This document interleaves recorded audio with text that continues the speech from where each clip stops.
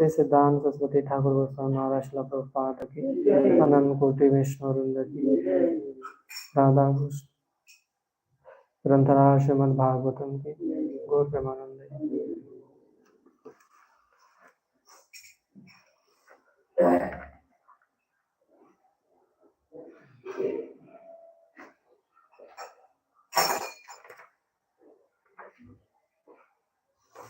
ओम नमो भगवते वासुदेवाय। ओम नमो भगवते वासुदेवाय। ओम नमो भगवते वासुदेवाय।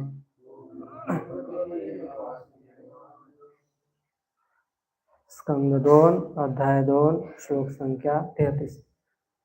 न कभी नहीं, ही निश्चय ही, अतः इसके परे, अन्य कुछ, शिव कल्याणप्रद, पंथः साधन, विशतः भटकते हुए, संस्कृतौ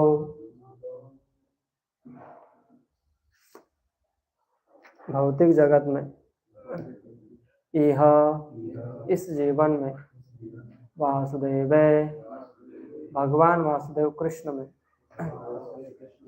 भवति भगवान, भक्ति योग प्रत्यक्ष भक्ति, यतः जहाँ, भवेत ऐसा हो,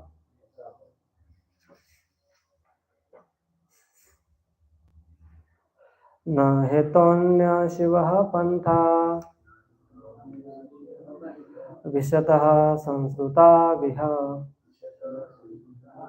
वासुदेवे भगवते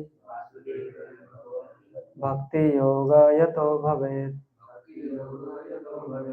न हेतोन्यः शिवः न हेतोन्यः शिवः पंथा विशतः संस्कृता विह वासुदेवे भगवते भक्ति योगो यतो भवेत्। न हेतोन्यः शिवः पंथा विशतः संस्कृता विह वासुदेवे भगवते भक्ति योगो यतो भवेत्।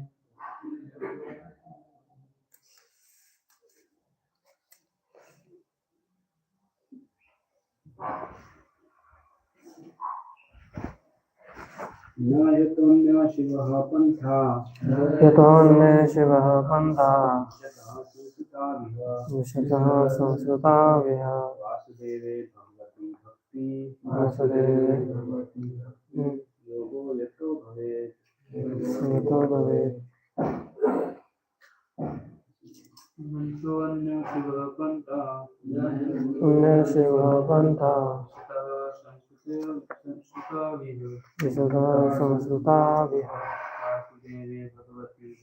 वासुदेवे भगवती। उनके लिए भगवान कृष्ण की प्रत्यक्ष भक्ति से बढ़कर मोक्ष का कोई अधिक कल्याणकर साधन नहीं है। तात्पर्य, जैसा कि अगले श्लोक से स्पष्ट हो जाएगा, भक्तिमय सेवा या प्रत्यक्ष भक्ति योगी भवबंधन से उद्धार का एकमात्र पूर्ण एवं कल्याणप्रद साधन है। भवबंधन से उद्धार पाने के अनेक अप्रत्यक्ष उपाय है, लेकिन इनमें से कोई भी भक्ति योग के समान सरल तथा कल्याणप्रद नहीं है। ज्ञान तथा योग के साधन एवं अन्य संबंध विधियां कर्ता का उद्धार करने के लिए स्वतंत्र नहीं है। ऐसे कार्यों से मनुष्य अनेकानेक वर्षों बाद भक्तियों की अवस्था को प्राप्त होता है। भगवद गीता 12.5 में कहा गया है कि जो लोग परम के निर्विशेष पक्ष के प्रति आसक्त रहते हैं, उन्हें अपने इच्छित लक्ष्य तक पहुंचने में अनेक कष्ट उठाने पड़ते हैं, और परम सत्य की खोज करने वाले ज्ञानी अनेकानेक जन्मों के बाद वासुदेव अनुभूति की महत्ता को समझ पाते हैं। भगवद गीता 7.19। जहाँ तक योग पद्धतियों का संबंध है, भगवद गीता 6.47 में यह भी कहा गया है कि सभी योगियों में जो योगी परम सत्य का अनुगमन करता है और जो भगवान की सेवा में सतत लगा रहता है, वह योगियों में सर्वोच्च है। और भगवद गीता 18.66 का अंतिम उपदेश है कि आत्म साक्षात्कार तथा भवबंधन से मोक्ष की विभिन्न विधियां या अन्य सारे कार्यों को छोड़कर भगवान की शरण में जाओ। मनुष्य को सभी प्रकार से भगवान की दिव्य प्रेमा भक्ति स्वीकार करने के लिए प्रेरित करना ही समस्त वैदिक ग्रंथों का तात्पर्य है। जैसा कि श्रीमद् भागवत के श्लोकों में प्रथम स्कंद में बताया जा चुका है, या तो प्रत्यक्ष भक्ति योग या वे सारे साधन ही जिनका पर्यवसान भक्ति योग में होता है, धर्म के सर्वोच्च रूप है। इसके अतिरिक्त अन्य सब कुछ कर्ता के समय का अपव्यय मात्र है। शील श्रीधर स्वामी तथा जीव गोस्वामी जैसे अन्य सारे आचार्य यह स्वीकार करते हैं कि भक्ति योग सरल, सहज, प्राकृतिक तथा चिंता मुक्त होने के साथ ही मानव मात्र के सुख का एकमात्र स्रोत है। ओम अज्ञानतिमिरान्धस्य ज्ञानाञ्जनशलाकया चक्षुरुन्मीलितं येन तस्मै श्रीगुरवे नमः। श्रीचैतन्यमनोभीष्टं स्थापितं येन भूतले स्वयं रूपः कदा मह्यं ददाति स्वपदान्तिकं। वन्देऽहं श्रीगुरौ श्रुतपदकमलं श्रीगुरुन् वैष्णवांश्च श्रीरूपं साग्रजातं सगण रघुनाथागतं तं सजीवं साद्वैतं सावधूतं परिजनसहितं कृष्णचैतन्यदेवं श्री राधा कृष्ण पादान सगन ललिता श्री विशाखान्वितांश। जय श्री कृष्ण चैतन्य प्रभु नित्यानंद अद्वैत गदाधर श्रीवासादि गौर भक्तवृंद। हरे कृष्णा कृष्णा कृष्णा हरे हरे, हरे राम राम राम हरे हरे।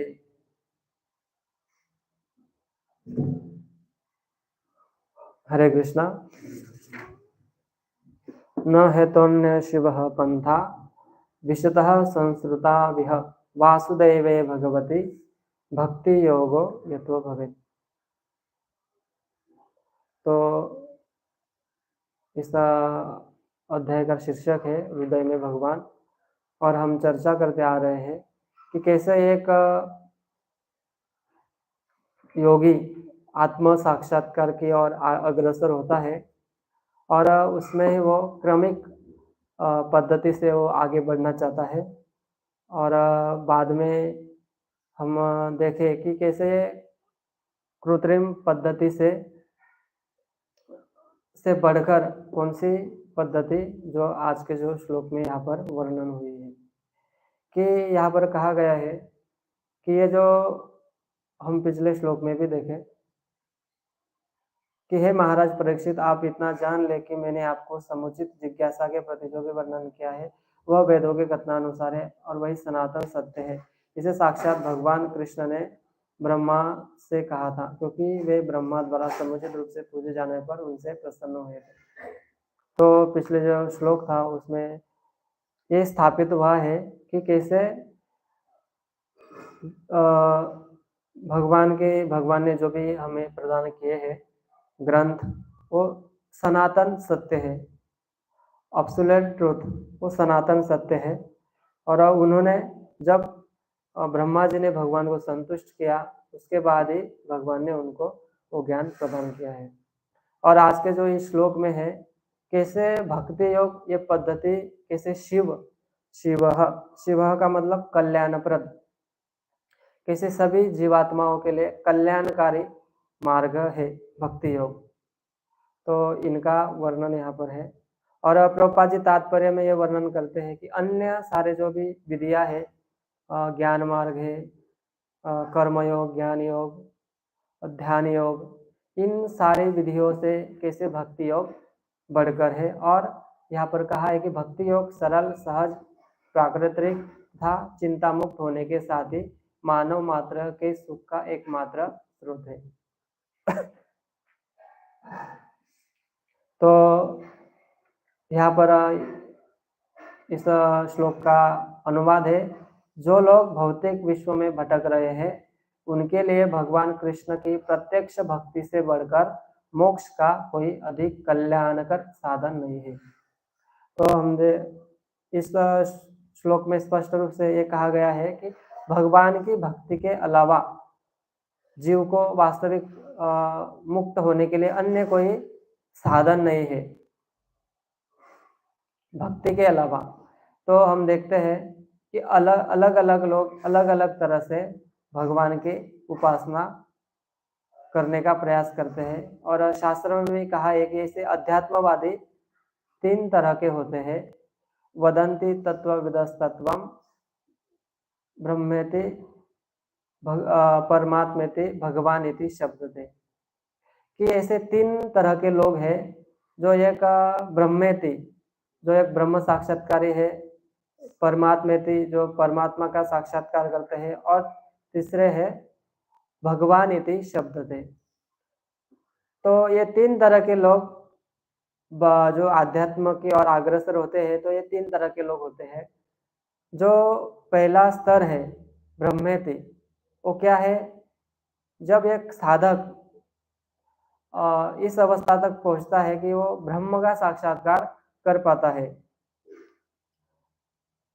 जैसे कि हम देखते हैं कि भगवान कैसे इस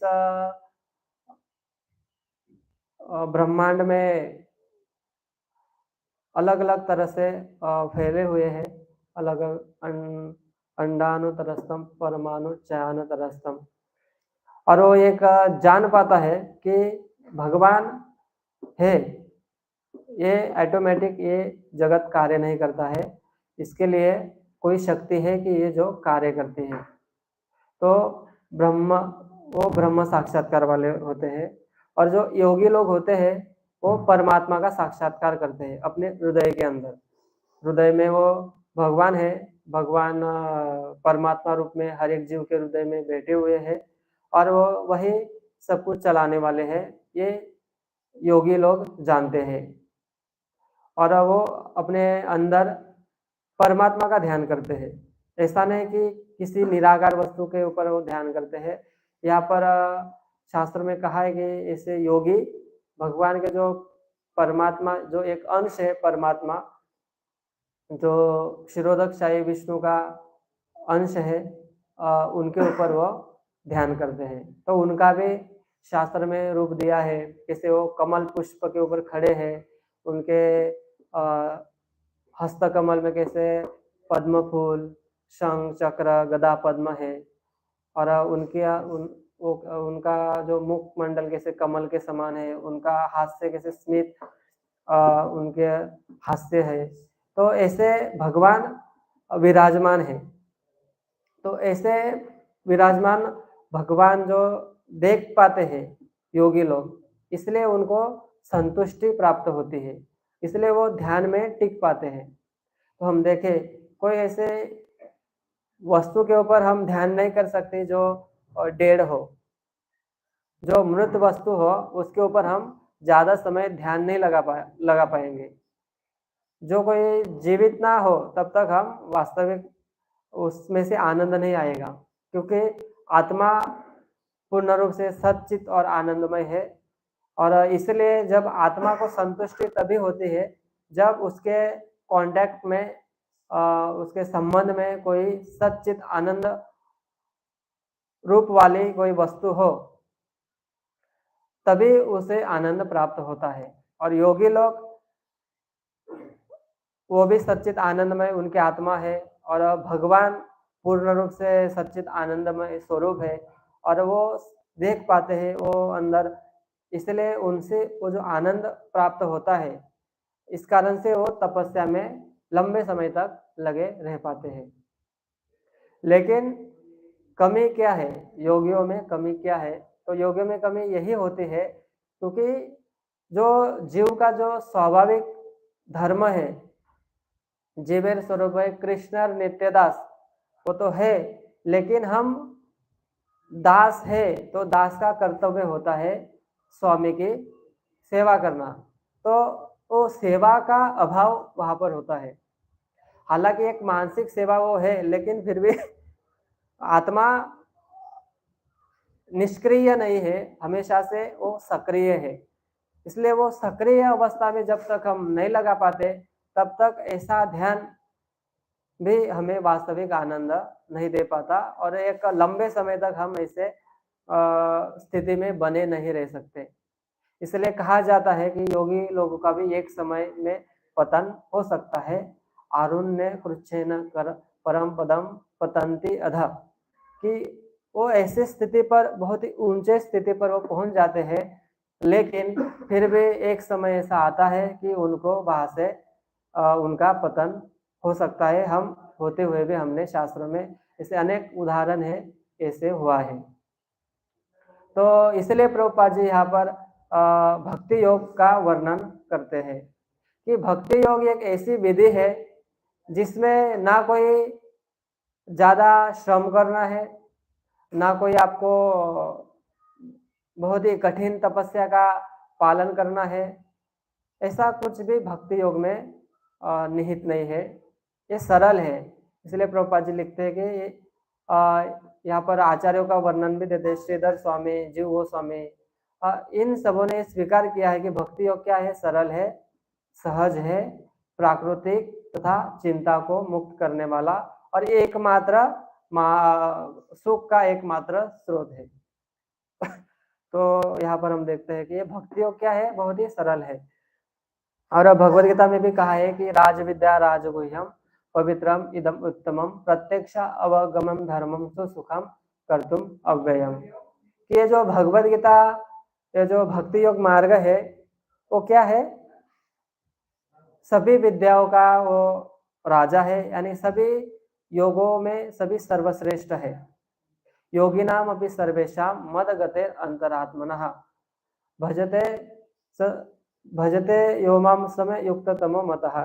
कि जो ऐसा जो योगी है, जो सतत रूप से मेरे भजन में लगा रहता है, और वो कौन से भजन होता है, वो भक्ति योग।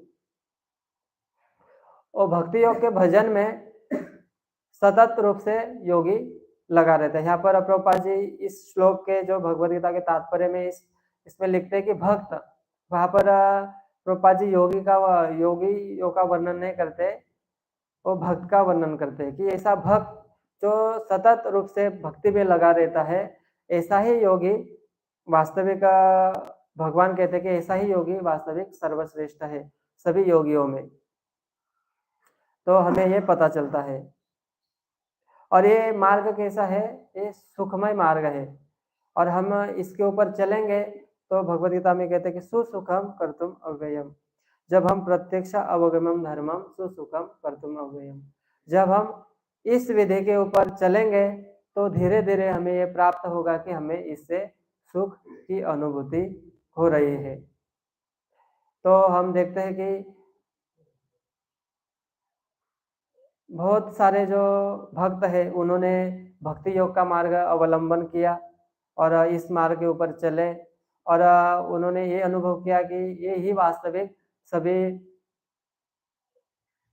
सबसे कल्याणप्रद, सरल और सबसे कल्याणप्रद मार्ग है। इसके ऊपर हम चलेंगे तो यही वास्तविक हमें पूर्णता प्राप्त कर सकता है, क्योंकि भक्ति योग एक ऐसा मार्ग है जो सबसे अधिक लाभप्रद है।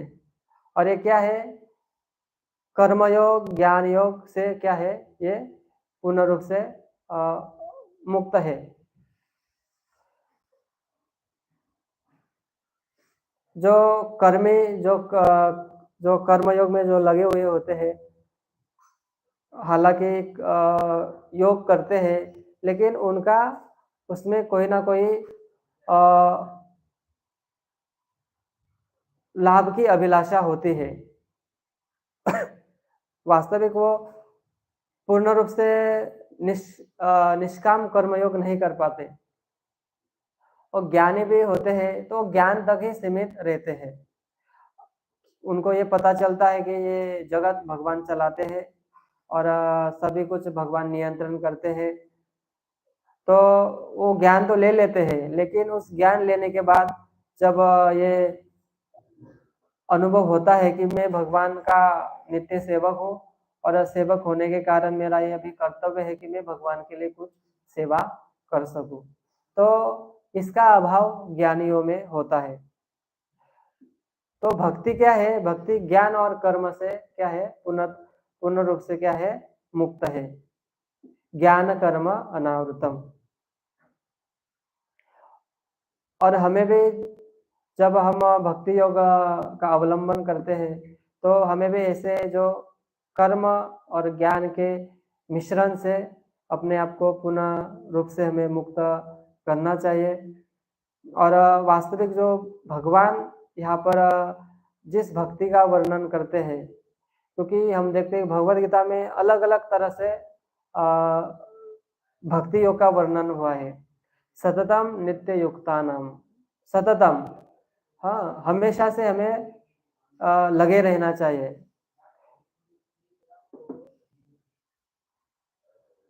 तो अलग अलग जगह पर ऐसे वर्णन आते हैं। योगिनाम अपि सर्वेषां मद्गते अंतरात्मना भजताम प्रीतिपूर्वकम। और हमें ऐसी भक्ति क्या है? वो भगवान को प्रीतिपूर्वक सेवा करनी चाहिए। जैसे कि भक्त भगवान की सेवा करते हैं प्रीति से, और उनका कोई अभिलाषा नहीं होती भगवान की सेवा करने के पीछे, कि कोई स्वार्थ नहीं होता, अहेतु की अप्रतिहता, और उसमें कोई हेतु भी नहीं है, ना कोई लाभ की इच्छा है। सिर्फ मैं भगवान का सेवक हूँ और मुझे भगवान की सेवा करनी है। इसीलिए ही एक भक्त भगवान की सेवा में लगा रहता है, और ऐसी सेवा ही वास्तविक सेवा है, और ऐसी सेवा से भगवान संतुष्ट होते हैं। अन्य अन्य जो विधियां है उसमें कोई सेवा का वास्तविक भाव नहीं है। योगी लोग भी कुछ भगवत का साक्षात्कार करना चाहते हैं, कर्मी ज्ञानी ध्यानी जो लोग होते हैं, तो कोई ना कोई उनकी अभिलाषा होती है, उनको अपनी इच्छाओं की पूर्ति के लिए अभिलाषा होती है। इसलिए कहा जाता है कि भुक्ति मुक्ति सिद्धि कामी सकेल ईशान कृष्ण भक्त निष्काम अतएव शान। कि जो भुक्ति मुक्ति सिद्धि और कामी के जो भी अभिलाषी है वो हमेशा से अशांत रहते हैं, क्योंकि उनकी कोई ना कोई अभिलाषा है। वो भक्ति भी इसलिए करते हैं क्योंकि उनकी वो अभिलाषाएं पूर्ण हो। जब वो नहीं होगी तो वो विचलित हो सकते हैं, लेकिन एक भक्त की कोई अभिलाषा नहीं होती। उनको कोई विपदाएं भी आए, कोई सुख की अनुभूति भी हो, फिर भी वो समान रूप से उनका संभाव रहते हैं। सम दुखे समय कृत्वा लाभा लाभो जया जयो। कि वो सुख में हो दुख में हो, जय में हो पराजय में हो, वो हमेशा से अपने आप को क्या रखते हैं? संभाव रखते हैं, वो विचलित नहीं होते। और वो हमेशा से वीत राग भय क्रोध, और जो मोह है, जो भौतिक संसार के प्रति राग है और क्रोध है, इन सभी से वो क्या होते हैं? मुक्त होते हैं। ऐसे जो भौतिक जो चीजें हैं इनसे जब भी मुक्त होते हैं तभी भक्ति योग का पालन किया जा सकता है। योगी लोग अपने योग के बल पर भगवान का साक्षात्कार कुछ अंश तक कर पाते हैं। हम देखते हैं कि हम अपने प्रयास से भगवान का पूर्ण रूप से साक्षात्कार नहीं कर पाएंगे। इसके लिए जो भक्त होता है वो पूर्ण रूप से भगवान के ऊपर ही डिपेंड होता है, कि भगवान आप जब तक कृपा नहीं करेंगे तब तक मैं आपको प्राप्त नहीं कर पाऊंगा। और योगी जो होते हैं वो अपने बल के प्रयास से प्रयास करना चाहते हैं कि मैं वास्तविक मुक्ति लाभ कर लूंगा। तो इसके लिए उनकी अनुभूति और उनका प्रयास कुछ हद तक होता है और बाद में वो विफल हो जाते हैं, और इस प्रयास में त्रुटि भी हो सकती है, पतन की भी संभावना होती है। लेकिन जो भक्त लगा हुआ होता है, जो भक्ति मार्ग में है, उसमें ऐसा कोई पतन नहीं होता। जो कुछ होता भी है तो भी उससे वो भक्त ज्यादा और तीव्रता से उस स्थिति से आगे बढ़ जाता है। भगवान उसके जीवन में कुछ विपदाएं देते हैं, लेकिन उस विपदाओं के कारण वो विचलित नहीं होता और उससे ही विपदाओं को सहकर वो और आगे बढ़ जाता है। और ये कहा गया है कि ये भागवतम में एक श्लोक आता है, विप्रलिप्सा शप्ता क्षप्ताहतोपि नासे तत् प्रतिकुर्वन्तो तद भक्त प्रभवपि, कि जो भगवान के भक्त इतने महान होते हैं तो कोई उनकी उपेक्षा करे, कोई उनको सम्मान दे, असम्मान दे, अपमान करे, यहाँ तक कि उनको मार दे, फिर भी वो विचलित नहीं होता। क्यों? क्योंकि वो भक्ति में स्थिर है। उनका लक्ष्य भगवान और भगवान की सेवा होती है, और जो भगवान की सेवा के अलावा उनका कोई उद्देश्य नहीं होता है। और उनको ये पता होता है कि मैं इस भौतिक संसार में हूँ और ये संसार हमेशा से विपदाओं से क्या है, भरा है। और हर एक स्टेप के बाद कोई ना कोई विपदाएं आ सकती है। पदम पदम यत विपदाम न तेषाम, कि हर एक पद के ऊपर कोई ना कोई विपदाएं खड़ी है, तो उनको ये पता है। और वो उनको ये भी पता है कि मैं अपनी स्वाभाविक स्थिति में नहीं हूँ, मैंने अपनी गलत इच्छा के कारण इस संसार में आया हूँ और संसार में कुछ इंद्रिय तृप्ति भोग करने का प्रयास करता रहा हूँ, और अभी मैं नहीं करना चाहता। अभी मैं समझ गया हूँ कि वास्तविक मैं तो भगवान श्री कृष्ण का दास हूँ, भगवान कृष्ण का सेवक हूँ। तो इन सभी से मुझे क्या होना चाहिए, मुक्त होना चाहिए। अपने अपमान से, अपने जो भी संसार में जो भी कुछ विपदाएं मुझे मिल रही है प्रकृति द्वारा, आदि दैविक, आदि भौतिक, आध्यात्मिक, अपने मन के कारण, अन्य जीवों के कारण, नेचर के कारण, ये मुझे सब सहन करना है। और ये सब सहन करते हुए मुझे भगवान की भक्ति, भगवान की सेवा करनी है। तो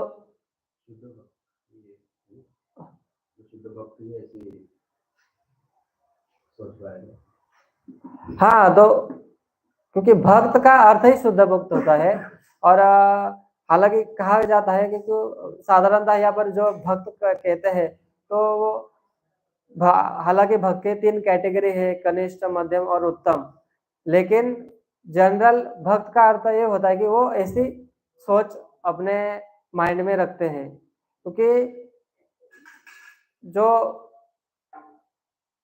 लगे हुए हैं, जो कनिष्ठ अधिकारी है, मध्यम अधिकारी है, हालांकि उनकी वो स्थिति स्वाभाविक नहीं है। स्वाभाविक स्थिति तो वास्तविक उत्तम अधिकारी की है। तो जब भी यहाँ पर भक्त का वर्णन आता है भागवतम में, तो वहां पर शुद्ध भक्त के बारे में कहा जाता है कि जो एक सोच उनकी ये ऐसी होती है, और ऐसे उनकी सोच के कारण ही वो कभी इस भौतिक संसार में फंसते नहीं है। और जब भी हम यहाँ पर प्रयास करते हैं तो ये स्थिति हमारी नहीं है, हम प्रयास करते हैं। जैसे कोई मेडिकल में एडमिशन लेते हैं तो उसको भी डॉक्टर कहा जाता है, हालांकि वो डॉक्टर नहीं है, अभी प्रयास कर रहे हैं। 3-4 साल, 5-6 साल में वो ये ऐसे प्रयास करते रहेंगे तो ये कंफर्म है कि वो एक दिन डॉक्टर बन जाएंगे। तो यहाँ पर ये वर्णन होता है कि जैसे जो प्रयास करते हैं तो एक समय आएगा कि इन स्थिति से वो आगे बढ़कर वास्तविक भक्त बन पाएंगे। और यहाँ पर जो भी वर्णन हुआ है कि एक भक्त ऐसा सोचता है कि उसकी विचारधारा ऐसी होती है और भगवान की सेवा के अलावा उनका कोई और लक्ष्य नहीं होता। अब हम कोई कह सकते हैं कि कोई भक्त है और वो ऐसा सोचते हैं और ऐसा उनका थिंकिंग है, थोड़ा हम सेवा करें, थोड़ा अपना इंद्रिय तुष्टि के लिए कुछ कार्य करें, तो वो भक्त है, लेकिन वो वास्तविक भक्त नहीं है। वो प्रयासरत है, अभी भक्त बने नहीं है, तो उनकी थिंकिंग ऐसे हो सकती है कि थोड़ा हम योग भी करें, कोई थोड़ा भोग भी करे। नहीं तो कोई कोई लोग होते हैं कि कोई विचलित हो जाते हैं। वो कहते हैं कि एक भक्त है, वो इतने समय से भक्ति करते हैं, लेकिन वो तो ऐसे सोचते हैं और हम ऐसा सोचते हैं, तो उनका ये सोच में क्या है डिफरेंस है। तो डिफरेंस यही है कि वो भी प्रयास करते हैं और वो उनकी मानसिकता है, वो शास्त्रों के द्वारा निर्धारित वो विचारधारा नहीं है। तो प्रभुपाद जी यहाँ पर लिखते हैं, इन सभी मार्ग से ऊपर भक्ति योग है और भक्ति योग में भक्त की मानसिकता होती है कि पूर्ण रूप से मैं सतत, यहाँ पर है कि जो भगवान की सेवा में सतत लगा रहता है वो योगियों में सर्वोच्च, और वही जो भक्त है वह वास्तविक सर्वोत्तम है, सभी योगियों में वो सर्वोच्च है, क्योंकि उनका हर एक प्रयास सतत रूप से भगवान की सेवा के लिए ही होता है। वो उन जो 24 घंटे जो उनको मिले हैं, तो उनमें वो ऐसा प्रयास होता है उसका कि एक समय भी ऐसा व्यर्थ ना जाए जिसमें मैं कुछ भगवान के लिए कुछ ना कर पाऊँ, मैं कुछ सेवा ना कर पाऊँ, ना कुछ अपनी साधना ना कर पाऊँ, ऐसा एक समय भी वो व्यर्थ गँवाना नहीं चाहता है। और ऐसा ही भक्त वास्तविक भक्त हम उनको कह सकते हैं। बाकी जो भी थोड़ा बहुत जो भी करने का प्रयास करते हैं, वो भक्त बनने का प्रयास कर रहे हैं। वास्तविक जो भक्त है वो हमेशा से जो हम देख सकते हैं, कहा जाता है कि वास्तविक भक्त की जब पहचान होती है, हम उनके कार्यकलापों से, उनकी वाणी से, उनकी जो भगवान के प्रति विचारधारा है, उनके जब इनका ये सब टेस्ट किया किया जाता है, तब हमें पता चलता है कि वास्तविक ये भक्त है या भक्त का कौन सा अधिकारी है, कनिष्ठ अधिकारी है भक्ति के, मध्यम अधिकारी के, उत्तम अधिकारी। क्योंकि एक जो साधु होता है, साधु का डेफिनेशन ही ये है कि साधनोति साधयेति च कृष्ण प्रेम इति साधु, कि जो साधना द्वारा साधता है, क्या साधता है, भगवान कृष्ण का सेवा, यानी भगवान कृष्ण का कृष्ण प्रेम जो साधता है वही साधु है। ये वास्तविक साधु की डेफिनेशन है। उसका जीवन ही साधना है, उसकी हर एक कार्य ही साधना है, और उस साधना से क्या साध्य करना चाहता है जो भक्त होता है, भक्त और जो करता है वो भक्ति है, और जो जो प्रोसेस में लगा रहता है वो भक्ति कर कर और क्या प्राप्त करना चाहता है, वो भी भक्ति ही प्राप्त करना चाहता है। ऐसा नहीं कि यहाँ हम देखें कि कोई किसी चीज में लगा है, उसका साधन अलग होता है और साध्य अलग होता है। उस साधन के द्वारा वो अलग साध्य प्राप्त करना चाहता है। कोई पढ़ाई करते होंगे, पढ़ाई में वो, लेकिन वो पढ़ाई करते हैं लेकिन उसका साधन साध्य अलग है, ध्येय अलग है। लेकिन जो भक्त है उसका साधन और साध्य एक ही होता है, और वो भक्ति कर कर ही भक्ति प्राप्त करना चाहता है।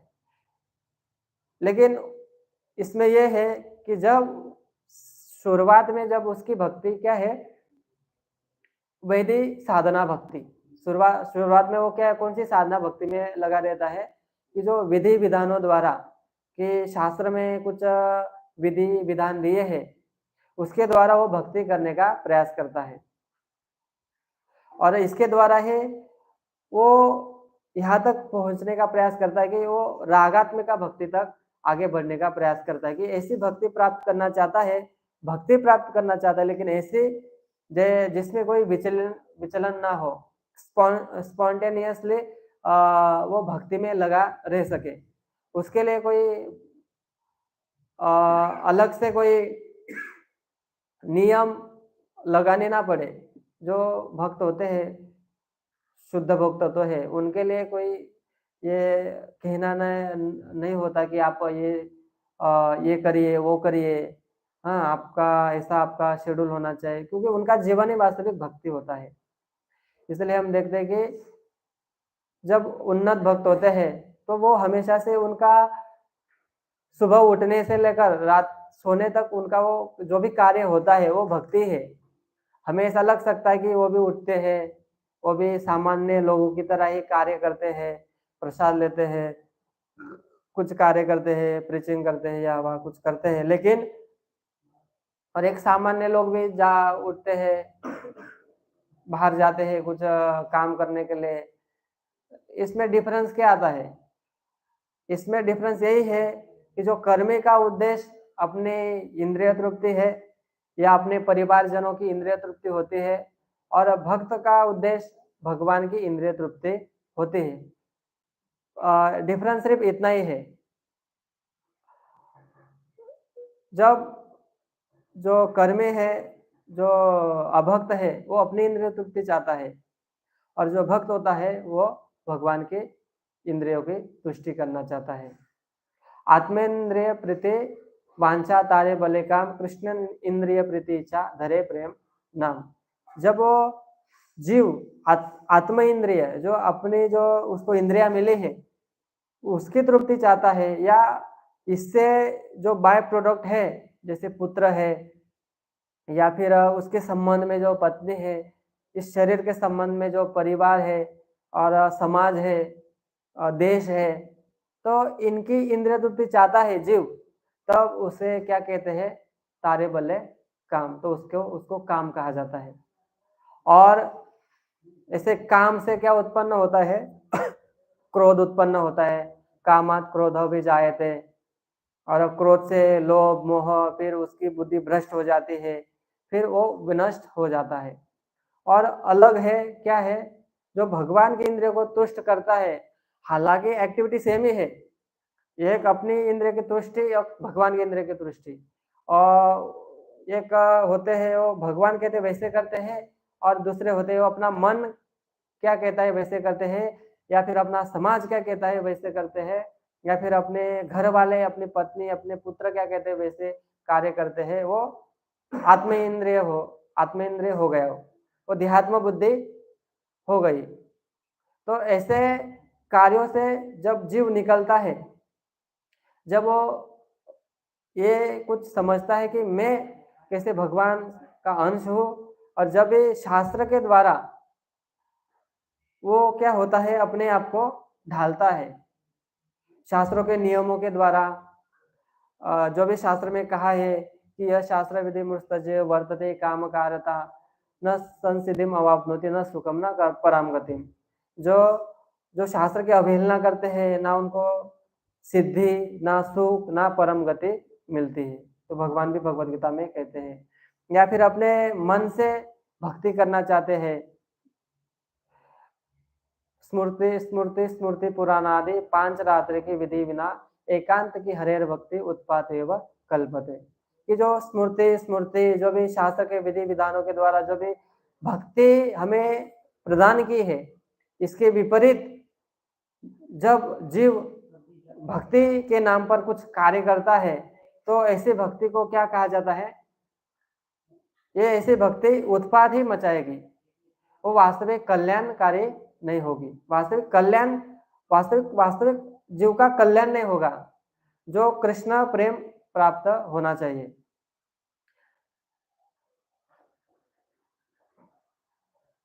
मनुष्य को सभी प्रकार से भगवान की दिव्य प्रेम भक्ति स्वीकार करने के लिए प्रेरित करना ही समस्त वैदिक ग्रंथों का तात्पर्य है।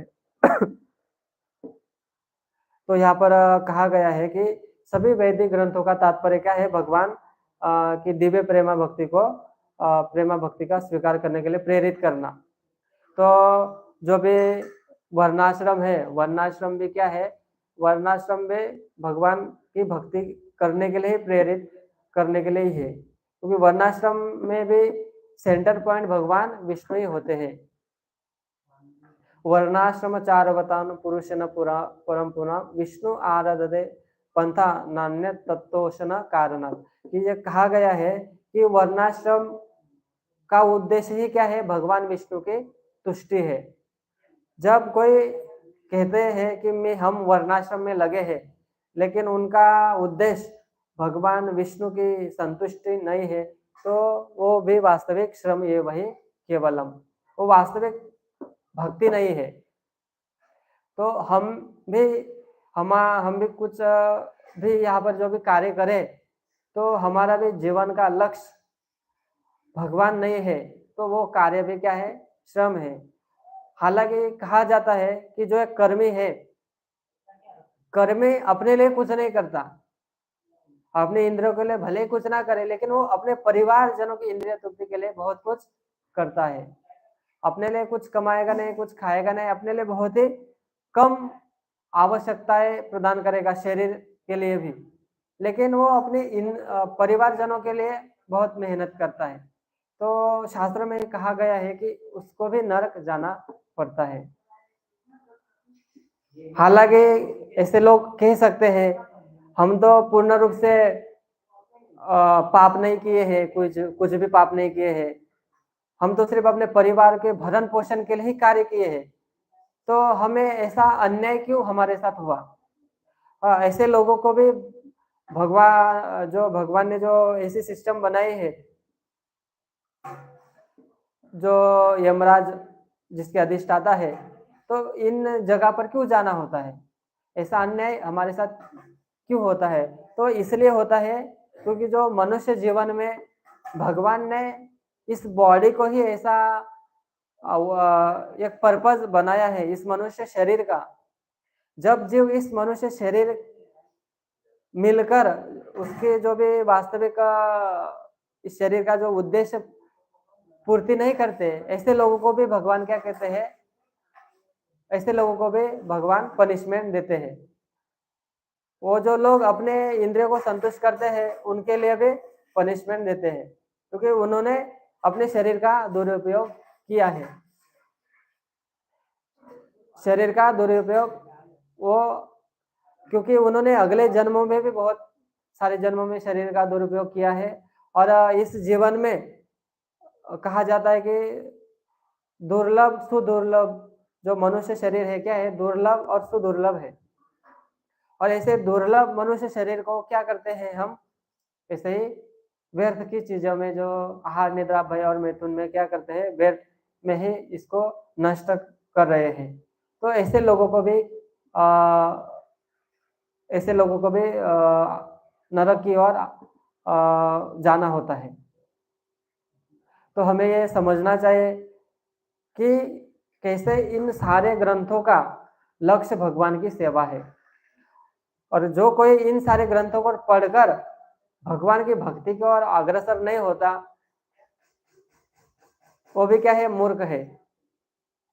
तो इसलिए कहा जाता है कि वास्तविक भक्ति प्राप्त करने के लिए आपको गुरु के पास जाना चाहिए, और वो गुरु कौन होने चाहिए, जो परंपरागत गुरु होने चाहिए, और ऐसे गुरु ही आपको उचित मार्गदर्शन प्रदान कर सकते हैं।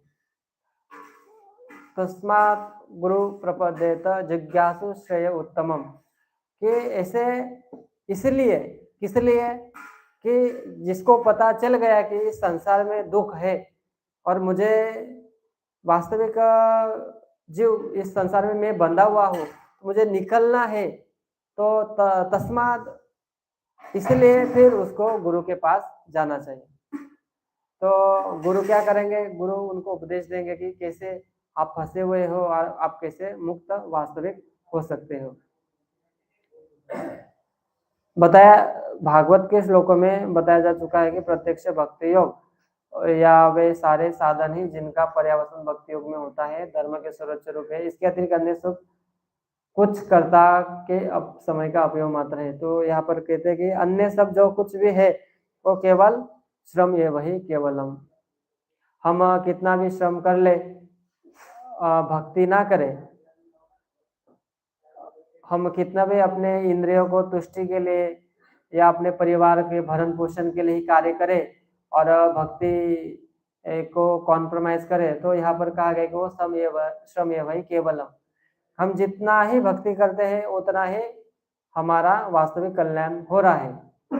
तो जब तक हम दिन में 24 घंटे भक्ति ना करें तब तक वास्तविक हम पूर्ण रूप से भक्ति में लगे हुए नहीं है। जब हम 24 घंटे में लगे रहते हैं तो जो भी शरीर की आवश्यकता है वो भी भक्ति, उसके लिए कार्य करना भी भक्ति हो जाता है। जो शुद्ध भक्त होते हैं उनके अन्य कार्यकलाप भी भक्ति हो जाती है।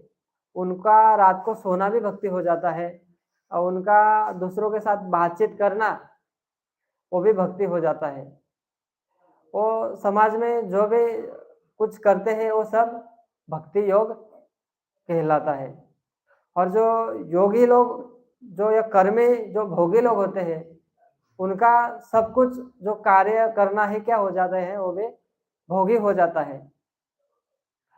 वो कुछ भक्ति भी करते हैं लेकिन वो भक्ति में भी मिश्रण रहता है ज्ञान और कर्म का, या फिर कुछ अभिलाषाएं होती है, तो वो वास्तविक थोड़ी बहुत वो जो करते हैं वो भी वास्तविक भक्ति नहीं होती और इस कारण से उनको सुख नहीं मिल पाता। नहीं तो भगवद गीता में भगवान कहते हैं कि ये तो परम सुखमय मार्ग है, सुसुखम कर्तुम अव्ययम। आप इसके ऊपर चलेंगे, प्रत्यक्ष अवगमम धर्मम सुसुखम कर्तुम अव्ययम। आप इसके ऊपर चलेंगे तो ये डेफिनेटली है कि आपको सुख मिलेगा। हमें सुख इसलिए नहीं मिल रहा है क्योंकि हम वास्तविक भक्ति में लगे हुए नहीं हैं। हम भक्ति में कुछ अंश तक लगे रहते हैं, या फिर कोई ये समझते हैं कि जो कुछ नियम होते हैं, 4 नियम है और 4 नियमों को पालन करना ही वो भक्ति समझ लेते हैं। हालांकि ये जो 4 नियम होते हैं ये तो मनुष्य बनने के लिए है। ये नियम नहीं पालन होते तो वो तो मनुष्य भी नहीं है, वो तो पशु है। जब इन नियमों को पालन कर और उसके बाद में जब भगवान की प्रीति के लिए कुछ कार्य करेंगे तो वो भक्ति है। क्योंकि 4 नियम तो हमें भक्ति करने के लिए क्या बनाते हैं, कैपेबल बनाते हैं, योग्य बनाते हैं। और योग्यता हासिल करने के बाद जब हम कुछ करते हैं तब वो वास्तविक भक्ति योग कहलाता है। और यही वास्तविक क्या है, ये शिव है। शिव का मतलब यही कल्याणप्रद है। और इसलिए जो यहाँ पर ये भी है कि वास्तविक शिव जी भी क्या है, वो भी कल्याणप्रद है। भागवतम में आता है शिव जी कब संतुष्ट होते हैं, जब जीव वास्तविक भगवान कृष्ण की सेवा में लगे रहते हैं, तब शिव जी क्या होते हैं, संतुष्ट होते हैं। भागवत में प्रचेतागणों का वर्णन है। जब उनके प्रचेताओं को, जब उनके प्राचीन परिषद है, उन्होंने अपने पुत्रों को, जो 10 प्रचेता है, उनको जब तपस्या करने के लिए भेजा, भगवान की भक्ति करने के लिए भेजा, तब शिवजी की उन्होंने उपासना नहीं की थी। लेकिन शिवजी क्योंकि वो भगवान की भक्ति करना चाहते थे, इसलिए शिवजी क्या अपने आप से उनको दर्शन देने के लिए आ गए और उन्होंने दर्शन दिया और उन्होंने कहा कि जब कोई भगवान की भक्ति की ओर अग्रसर होता है तो मैं स्वाभाविक रूप से क्या हो जाता हूँ, उसके ऊपर संतुष्ट हो जाता हूँ और उसको ऊपर कृपा करने के लिए मैं चला आता हूँ। तो प्रचेतागणों शिवजी अपने आप उनको आशीर्वाद देने के लिए आ गए थे। फिर उन्होंने एक रुद्र गीत सुनाया और वो रुद्र गीत में क्या है, भगवान कृष्ण की महिमा का गायन है। और उन्होंने उन प्रचेतागणों को ये आदेश दिया कि इनके ऊपर आप ध्यान दीजिए, इनका ध्यान करिए, तो भगवान क्या होंगे, स्वाभाविक रूप से क्या होंगे, संतुष्ट होंगे। तो हम इसे समझते हैं कि वास्तविक शिवजी की उपासना कर हम कल्याण नहीं होगा। जो शिवजी जिस रास्ते को बताते हैं उस रास्ते का पालन कर हम वास्तविक कल्याण हमारा हो सकता है। तो हम इस श्लोक में ये हमने देखने का प्रयास किया कि वास्तविक मोक्ष और कल्याणकारी मार्ग भगवान की भक्ति है। और जो आगे जो आने वाला जो श्लोक है वहां पर तो पूर्ण रूप से स्पष्ट रूप से बताया है कि भगवान श्री कृष्ण के प्रति आकर्षण ही धर्म की सर्वोच्च सिद्धि है। कि भगवान कृष्ण के प्रति जब आकर्षण हमारा उत्पन्न हो, जब हमारे अंदर कृष्ण प्रेम उत्पन्न हो, तभी वास्तविक हमारा साधन सफल है। तो साधु का यही डेफिनेशन है। हर जो एक साधना में लगा रहता है वही साधु है, जो साधना में लगा है वही साधु है। और साधु कौन है? जो क्या साधता है? साधनोति साधयति च कृष्ण प्रेम, जो अपनी साधना के द्वारा साधता है भगवान कृष्ण का कृष्ण प्रेम, वही साधु है। और भक्त ही वास्तविक साधु है। तो इस श्लोक का यही तात्पर्य है। हरे कृष्ण। कोई प्रश्न?